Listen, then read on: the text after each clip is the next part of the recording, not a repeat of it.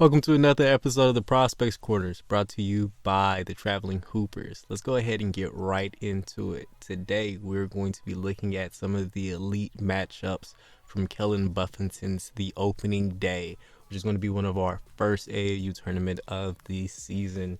We're going to be penciling in on pro skills.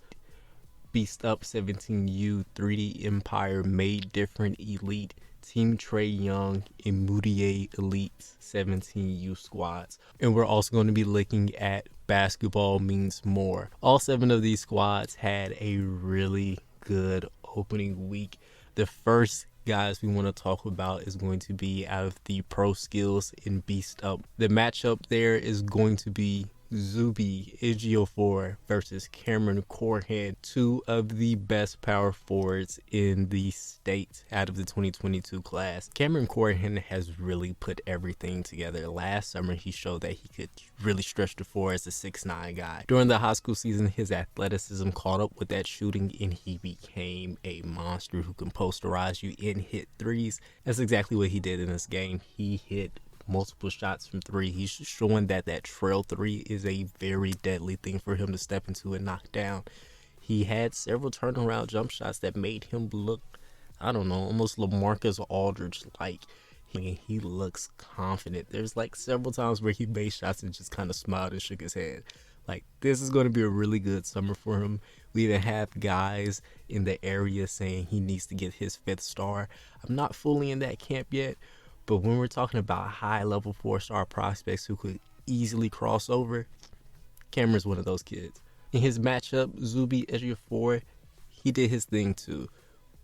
At 6'8" and built like a grown man, Zuby puts all of that on the floor in every single possession. It's heart, it's motor, and when you're that big, it's a lot of pressure that you're putting on your high school competition. And that pressure results having a really good day on the offensive boards. He corralled those with ease. Energy is what really keeps him in the game. He's still raw, but you can see that he's making strides. There's different things he did in the post with his footwork that he wouldn't have been able to do last summer.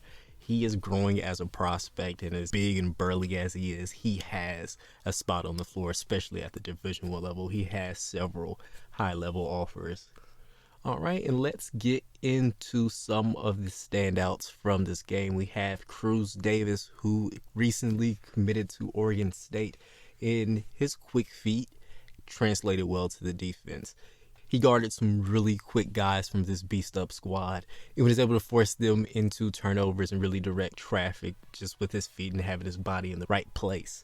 That body control also helps a lot on the offensive end, where he's able to contort into different spaces around the rim and try to finish moves. He has a really good handle to it. It's almost Jamal Crawford-like the way he moves and how low he can get to create the space that goes into his deadly mid-range jump shot that he showed off several times in this matchup. Another guy to look out for in pro skills is going to be Josh Thrower. He was a consistent finisher all day long, and at 6'8" and a really long frame and just good athletic body. He's all over the court. He's another guy who crept up on the boards well, especially on the offensive end. He's weirdly a guy that you look at and you just know once he adds strength, especially to the lower half of his frame, he's going to be a really good, sturdy player at whatever college he ends up at. For Beast Up, they have 2 standouts that I really want to get into. The first being 6'6" Davion Sykes, who plays for Duncanville during his high school season, but he played point guard for this Beast Up squad. And if this is a legitimate thing that he can do, all that size and the athleticism that makes him a really good defender at Duncanville translates to him playing the point guard as well, where he can be a versatile guy on the perimeter who can switch onto several different players and still be an adequate ball handler at the end of the day. He even showed a really good mid-range pull-up, especially when he's going to his right. All right, and to get into our final guy, Arop. He is going to be a guy who's going to continue to see his star rise as his senior year goes by. He recently received an offer from Vanderbilt after this weekend, and he's very deserving. At 6'9", he has all of the mobility and athleticism you're looking for. Just needs more time on the court. He shows flashes all the time. It's just little things that stop him from really having that pure production that we know a guy who's 6'9", who rebounds, can block shots, find guys in the open court. It's all here. Once he puts it together, he's going to be a very, very special prospect out of this 2022 class, who's going a little bit under the radar. In this next matchup, we see 3D Empire Made Different Elite face off, giving us Zion Cruz versus Anthony Black. Zion Cruz, the 5-star guard out of New Jersey, looks like an Upper East Coast guard at the end of the day. He has great handles. He knows how to get to the basket. He has a good floater. And most importantly, at 6'5", he seems to have the ability to create scoring opportunities off the bounce whenever he wants to, whether that's getting to his jump shot or simply getting downhill. Once he puts the ball on the ground and gets 2 moves in, he's already starting up with enough speed that he's going to blow past you the minute his move sets in. He has the body to take a bump, finish with contact, or at least get to the line. I believe in this game he got there about 6 times. In the other games that we're going to cover, he shot close to 8 free throws. So if this is a common thing that's going to happen for him, there's a reason why he's a 5-star prospect. And let's move on to Anthony Black, who had an amazing performance in this game. He did just about everything. His defense is really... Yes, he did everything you could possibly ask for on the offensive end. We're talking about playmaking. We're talking about shooting, finishing, dunking. All of it is completely there. This kid is the total offensive package. But on the defensive end is where everything truly comes together. He was able to get a couple steals off Zion Cruz, who I praised for having a good creative handle. But at 6'7" with those long arms, Anthony Black just holds people in a pin whenever he gets a chance. He's one of the better perimeter defenders in the state for a reason. There's not a lot that he can't do. He shows great burst in the half court, especially coming out of pick and rolls, and that same athleticism is on full display when he's in the open court. He can find teammates, or he can just run past your entire defense and finish at the rim before your defense even has a chance to set. And looking at some other big names from that 3D Empire Made Different Elite matchup are going to be Ryan Argawal, the recent Stanford commit. He didn't have an amazing shooting performance, but when you're one of the best shooters in the country, as one of the best shooters in the country, Ryan decided to show us some of the other stuff that makes him such a talented player. One of them is the ability to rebound at 6'7". It's not like he's going to bang or just jump up above you, but he's patient. He watches the floor, so he's going to get some sneaky rebounds, especially if you're not looking for them. And those resulted in a lot of his points. It was easy putbacks, and that's where he got things going. And from there, we saw assists, good footwork, and a pull-up 3, even attacking guys of closeouts in really creative ways. Another guy from 3D Empire who impressed me is Kellen. This kid just has a really fun game. We're talking about creative ball handlers and people who can really just look off defenses and then throw great passes. This is this kid in the flesh. That is the best way to describe him, and it clearly shows. He hit threes, he shifted defenses with his ball handling, and he came out with several really good assists that are all going to be in the footage. Terrence Ramirez was another 3D Empire guard who impressed. Ramirez had some really good defensive stops early in the game, and then from there, he showed really good straight line speed. I mean, the minute this kid hits a second gear, there's not a lot you can do if you're on his hip or in front of you. He currently holds an offer from Pepperdine, but if he is going to continue to make shots and show that he's a really quick, heady point guard, I'm pretty sure his offer sheet is going to expand farther than that single offer. The last guy to look out for from 3D Empire is going to be Nas Brown, who I personally like because he plays on both sides of the ball, and he's one of the better ball handler passers that we have in the DFW area. He takes contact, he knows how to finish around the rim, he's a good scorer. And when we're talking about ball handlers who can also get into the paint and then finish around the rim, Nas has to be one of those guys that we mentioned. And another guy from Made Different Elite who made their presence felt is 2022 prospect Joshua Rivera. And at 6'7", he has explosive athleticism. And he proved that with the blocks, dunks, and the effort that he put all on the floor. This kid guarded about 3 different positions, going from the 2 to 3 to 4, and not missing a beat. He's able to switch. He has a good body.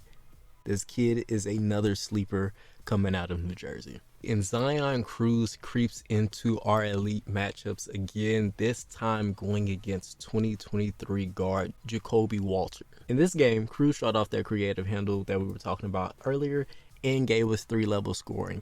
He hit some mid-range pull-up jumpers, some catch-and-shoot threes, and a big oop dunk early in the game to get things started. And for Jakobe Walter, we had a really complete game out of him.